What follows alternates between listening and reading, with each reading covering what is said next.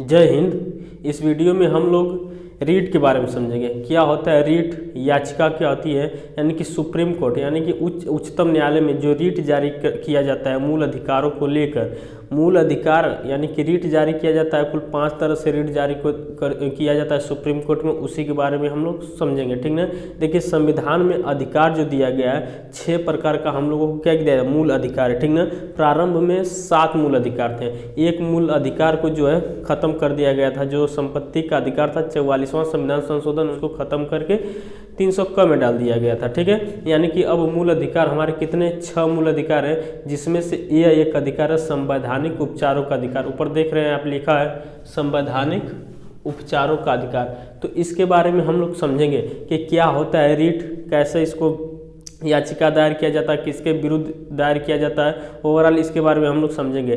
तो देखिए, इसको जो संवैधानिक उपचारों का अधिकार, ये आपका मूल अधिकार है। यदि आपका मूल अधिकार हनन हो रहा है, ध्यान से सुनिएगा और समझिएगा, ठीक है। जो रीट होता है, जो मूल अधिकार यदि आपका हनन हो रहा है तो आप रीट जारी कर सकते हैं सुप्रीम कोर्ट और हाई कोर्ट दोनों में, ठीक ना। संवैधानिक उपचार, जो इस आर्टिकल को डॉक्टर भीमराव अंबेडकर ने संविधान की आत्मा कहा था।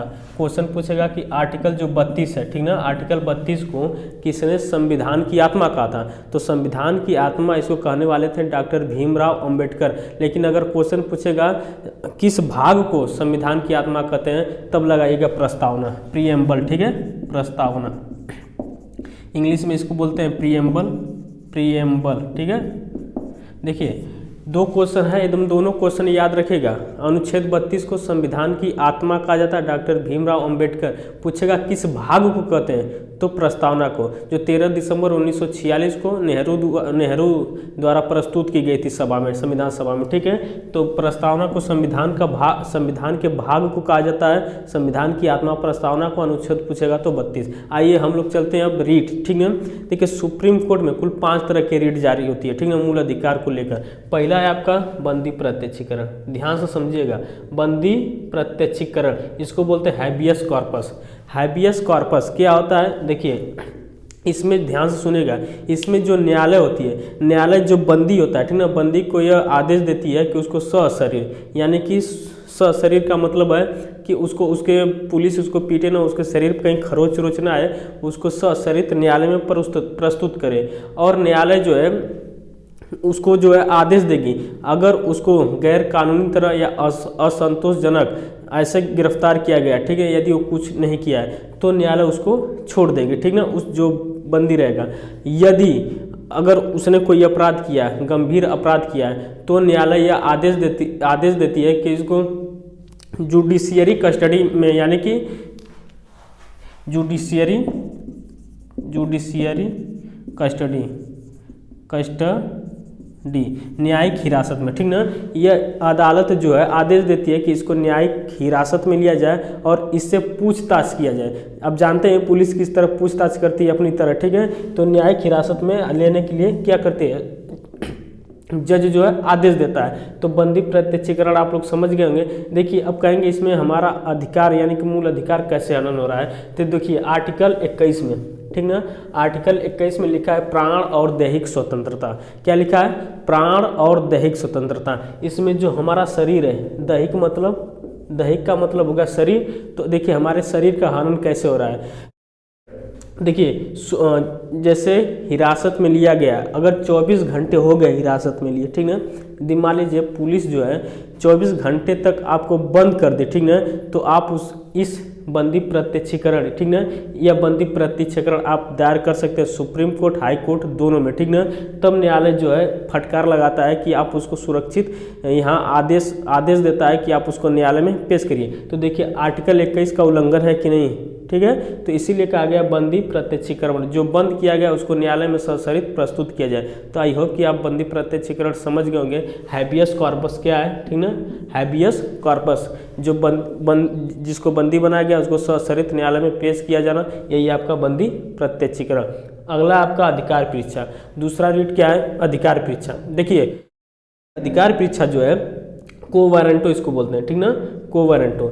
यह कब जारी होता है, यह जारी तब होता है कोई पदाधिकारी, ठीक ना, कोई अधिकारी या व्यक्ति, ठीक ना, किसी काम पे लगा हुआ, वह कार्य कर रहा है और वह अवैधानिक रूप से बैठा, यानी कि गैर कानूनी रूप से उस पर बैठा, यानी कि असंवैधानिक रूप से उस पर बैठा है, ध्यान से समझिएगा, ठीक है, जो उस कार्य के लिए अब मतलब योग्य नहीं है। जैसे देखिए एग्जाम्पल इसके समझिए आप, जैसे कोई व्यक्ति है, ठीक ना, जैसे कोई पद है, उसमें पता चला घूस दे के बैठा है, ठीक ना, जब पता चला घूस दे के बैठा और उसके खिलाफ किसी व्यक्ति को ही पता चल गया, उसके पड़ोसी को, सपोज दैट इसके कोई व्यक्ति उस पद पे बैठा है पैसा दे के, और यह बात पता चलेगी उसके पड़ोसी को, और पड़ोसी रीट जारी कर दिया क्या सुप्रीम कोर्ट या हाई कोर्ट में कि हमारा पड़ोसी पैसा दे के क्या हुआ, इसमें इस पद पे बैठा हुआ है, तो सुप्रीम कोर्ट या हाई कोर्ट जिसमें वह रीट जारी किया, यह अधिकार परीक्षा आदेश जारी करती है और उस व्यक्ति से कहती है कि तुम संतोषजनक उत्तर दो, ठीक ना, कि तुम इस कार्यरत पे कैसे आए।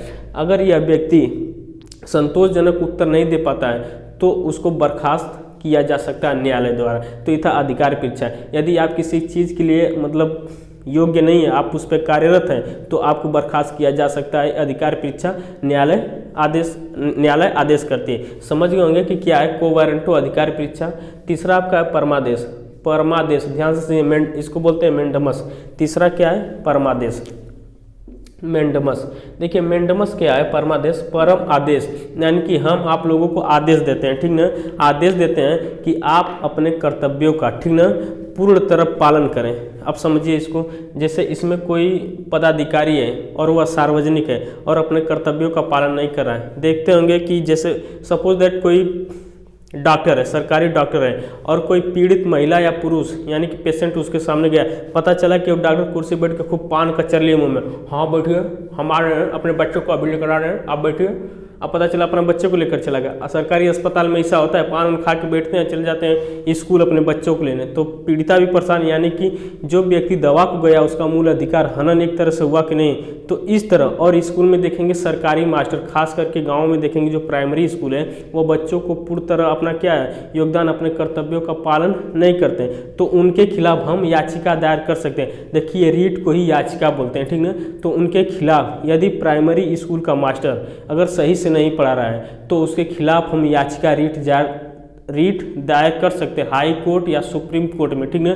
तब न्यायालय जो है यह आदेश जारी करेगी, परमादेश, कि उस व्यक्ति के खिलाफ आदेश जारी करेगी कि तुम अपना कर्तव्यों का पालन सही रूप से करो। यदि वह व्यक्ति अपना कर्तव्य सुधार लेता है तो ठीक है, यदि अगर नहीं सुधारता है तो न्यायालय उसको सस्पेंड कर सकती है। तो ये था आपका परमादेश, मेंडमस, समझ गए होंगे। अगला आपका प्रतिषेध, क्या है, प्रतिषेध। देखिए प्रतिषेध को निषेध कहते हैं, ठीक ना।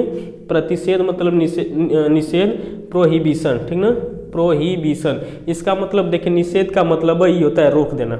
देखेंगे निषेध मतलब रोक देना।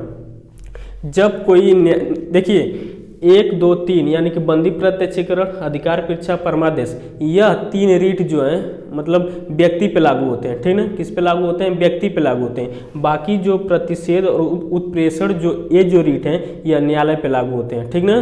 तो देखिए प्रतिषेध निषेध का मतलब ही हो गया, यदि कोई न्यायालय यानी कि निचली न्यायालय अपने कार्य क्षेत्र से हटकर, ठीक ना, उसमें काम कर रही है तो उसको ऊपरी न्यायालय जो उसको रोक देगी। नहीं समझे, फिर से समझिए। जैसे मान लीजिए कि यूपी का कोई आदमी है, ठीक ना, यूपी का कोई आदमी है और किसी व्यक्ति को मारकर या हत्या करके चला गया बिहार, तो ऐसा नहीं कि वह भागा है बिहार में तो इसकी सुनवाई जो होगी बिहार के पटना हाई कोर्ट में होगी, ऐसा नहीं होगा। अगर यदि पटना हाई कोर्ट में इसकी सुनवाई चल रही है तो जो ऊपरी न्यायालय है, ऊपरी न्यायालय यह आदेश जारी करेगी प्रतिषेध निषेध उस पटना न्यायालय को कि यह तुम्हारे कार्य क्षेत्र के अंतर्गत नहीं है, अर्थात इसको हस्तांतरित किया जाए यूपी के हाई कोर्ट यानी कि इलाहाबाद हाई कोर्ट का यह मामला इलाहाबाद हाई कोर्ट में यह सुना जाएगा। समझ गए होंगे। यानी कि यदि निचली न्यायालय अपना कार्य क्षेत्र छोड़कर, ठीक ना, दूसरे कार्य क्षेत्र में बढ़कर अपना सुनवाई कर रही है तो ऊपरी न्यायालय इसको रोक देगी। समझ गए होंगे। आपका उत्प्रेषण, देखिए उत्प्रेषण, सेटी और यरी, ठीक है।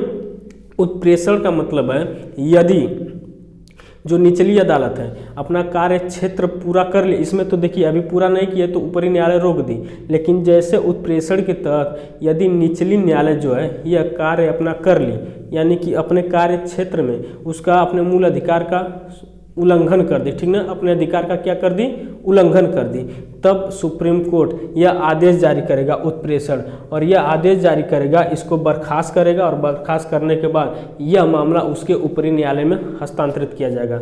देखिए इसको ध्यान से समझिए, प्रतिषेध, उत्प्रेषण और प्रतिषेध का क्या मतलब है। प्रतिषेध का मतलब निषेध, इसका मतलब ये होता है कि क्या देना, रोक देना, तो रोक देना, और इसका मतलब यदि वह अपना अधिकार का उल्लंघन कर दिए न्यायालय, ठीक ना, अपने अधिकार क्षेत्र से आगे निकलकर उसका उल्लंघन कर दिए, तब सुप्रीम कोर्ट यह जो है रीट जारी करता है, और रीट जारी करने के बाद इसको बर्खास्त करता है और कहता है कि यह तुम्हारे क्षेत्र के अंतर्गत नहीं था, अर्थात इसको जो है बर्खास्त करने के बाद यह उसके ऊपरी न्यायालय में हस्तांतरित कर दिया जाता है। तो इस तरह से मूल अधिकार हनन होने पर यह 5 तरह की रीट जारी होती है। अब इसको बात होती है कि इसको समझ गए, अब याद कैसे करेंगे, तो देखिए पहला हम याद करवा देना, ठीक ना। पहला बोले बंदी प्रत्यक्षीकरण, पहला क्या पे है, बंदी प्रत्यक्षीकरण। देखिए एग्जाम में क्वेश्चन पूछा है रीट कितने प्रकार की होती है, 5 प्रकार की, तो 5 प्रकार की रीट आपको याद करना पड़ेगा। पहला बंदी प्रत्यक्षीकरण, बंदी प्रत्यक्षीकरण, ठीक ना, बंदी बनाए को, जिसको बंदी बनाया गया उसको न्यायालय में पेश करना होगा, ठीक ना। दूसरा अधिकार परीक्षा, दूसरा है अधिकार परीक्षा, तीसरा है परमादेश मैंडमस, चौथा उत्प्रेषण या निषेध, और 5वां प्रतिषेध, ठीक ना। याद हो गया कि नहीं, बड़े आसानी से याद कर लिए होंगे। बोलिए बंदी प्रत्यक्षीकरण, ठीक ना, अधिकार परीक्षा, परमादेश, प्रतिषेध और उत्प्रेषण, 5 हो गया। देखिए यह जो है आर्टिकल 32 के तहत 5 तरह की रीट जारी किया जाता है। किस तरह के, 5 तरह की रीट जारी किया जाता है, लेकिन अनुच्छेद 32 के तहत सुप्रीम कोर्ट में सुना जाता है यह मामला, लेकिन आर्टिकल 226 क्या है, 226, देखिए आर्टिकल 226 के तहत यह हाई कोर्ट में भी सुना जाएगा। यदि आपके सामने कभी क्वेश्चन आ गया इन मामलों में सबसे ज़्यादा शक्तिशाली कौन है, तो इसमें हाई कोर्ट लगाइएगा, ठीक ना। रीट जो मूल अधिकारों में जो रीट निकाला जाता है इसमें शक्तिशाली कौन है, तो इसमें सबसे, इससे सुप्रीम कोर्ट से शक्तिशाली यहाँ पे पड़ जाता है हाई कोर्ट, क्योंकि यह मूल अधिकारों के साथ साथ अन्य मामला भी देख सकता है, ठीक ना। तो 226 के तहत हाई कोर्ट में निकाला जाता है, और 32 के तहत आपका सुप्रीम कोर्ट में रीट निकाला जाता है। यदि आपका मूल अधिकार हनन हो रहा है तो आप जाइए रीट दायर किए, याचिका दायर करिए, तो यही था आपका, ठीक ना। रीट कितने प्रकार की होती है, 5 प्रकार की होती है। बताइए अनुच्छेद 32 को किन्होंने संविधान की आत्मा कहा था, डॉक्टर भीमराव अंबेडकर ने, लेकिन पूछेगा किस भाग को आत्मा कहा जाता है, तो प्रियम्बल, प्रस्तावना को संविधान का आत्मा कहा जाता है। आई होप कि आप लोग यह रीट समझ गए होंगे, ठीक ना। हमारे मूल अधिकार ये छठवां मूल अधिकार, 5 मूल अधिकार और हैं, जैसे आपका समता या समानता का अधिकार हो गया, ठीक ना, शोषण के विरुद्ध अधिकार, ठीक ना, तो ये सब हमारे अधिकार, इन्हीं में से एक और ये अधिकार था संवैधानिक उपचारों का अधिकार, ठीक है। आप लोग बताइएगा आप लोगों को रीट समझ में आई कि नहीं आई, ठीक ना। आप लोग वीडियो देखते हैं, कमेंट नहीं करके बताते हैं कि आप लोगों को समझ में आया कि नहीं, आप कमेंट किया करिए, ठीक ना। जिस हम आप लोगों को कमेंट को देखते हैं, कमेंट करते हैं, तो हमारा भी हौसला बढ़ता है कि नहीं सामने वालों को समझ में आ गया, हम और भी अच्छा देने की कोशिश करेंगे, ठीक है। चलिए यह था रीट, आप लोग समझ गए होंगे। अब मिलेंगे अगले नेक्स्ट वीडियो में, तब तक के लिए जय हिंद।